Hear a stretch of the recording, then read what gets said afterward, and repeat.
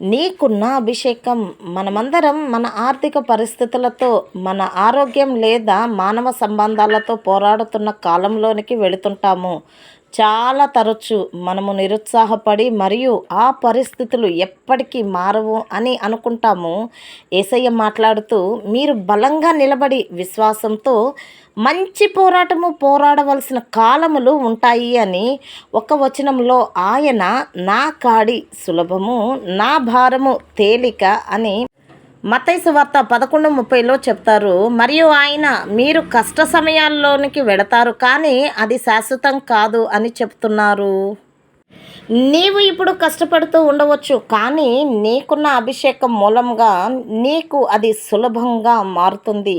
ఘర్షణ ఉన్న చోట నూనె వస్తువులను సులువుగా చేస్తుంది.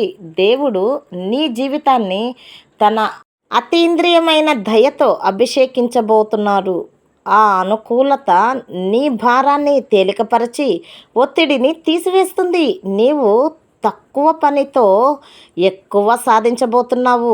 అప్పుడు గతంలో నిన్ను ఆపివేసినది పక్కకు తొలగుటను చూడగలవు.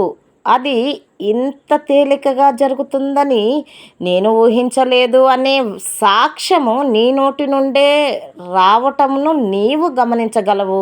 దేవుడు మిమ్మల్ని దీవించునుగాక. ఆమేన్.